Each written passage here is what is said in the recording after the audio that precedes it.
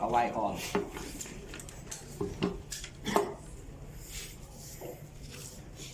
ต่อไปดีเลย์ดีเ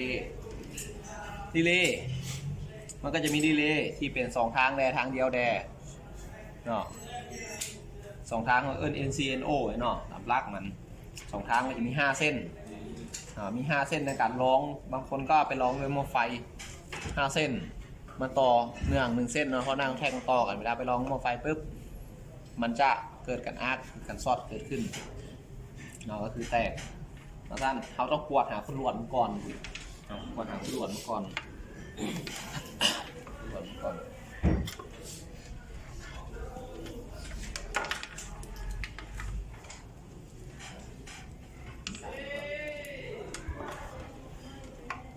กวดหาคนหลวดเราต้องปั๊บใส่อุ้มเห็นปะเปลี่ยนมาเป็นอุ้มเนาะก็คือ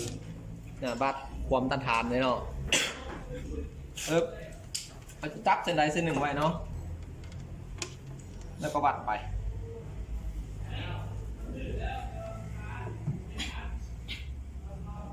ขึ้นบอขึ้นขึ้นแล้วจือบอว่าค่าความต้านทานมันเท่าใดเนาะเขาจะไปว่ามิเตอร์ขึ้นแล้วเอาเนาะเขาต้องมาเบิ่งหัวหน่วยเพราะมันต้องเป็นโอห์มเนาะทีนี้มันเป็นเมกาโอห์มเห็นบอหรือกิโลโอห์มเขาเอานี่เนาะหน่วยนี่เนาะเบิ่งหัวหน่วยไปพร้อมก็คือวัดเส้นต่อไปอันนี้ก็เป็นเมกาโอห์มคือเก่าบอวัดเมื่อปุ๊บง่ายเส้นใหม่เส้นนี้เขาวัดแล้วเอาเส้นใหม่มาวัดวัดไปยังขึ้นเมกาโอห์มคือเก่าบอง่ายไปยังขึ้นคือเก่าแล้วก็ขึ้นไปเหมือนวัดครบทุกเส้นละต่อไปก็จับปุ๊บ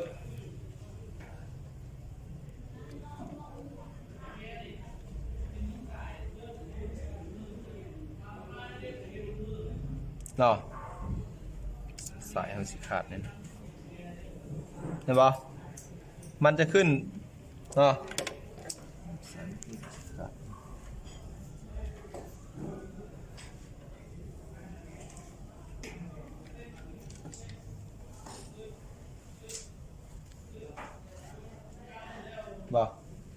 ค่าอยู่172 โอห์มเนาะค่านี้จะเปลี่ยนต้องยับไปนั่น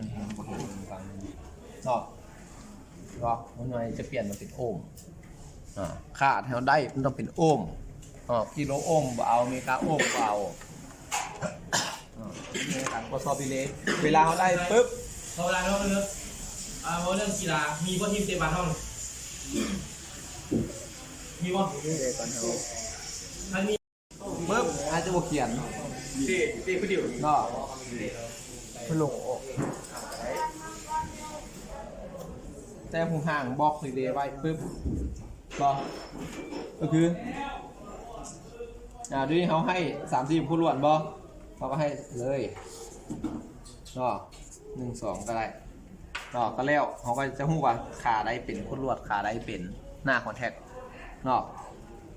2เป็นหน้าคอนแทค3 4เป็นผู้ล้วนเขาไปได้แล้วปุ๊บก็คือนี่การทดสอบหาดีเลย์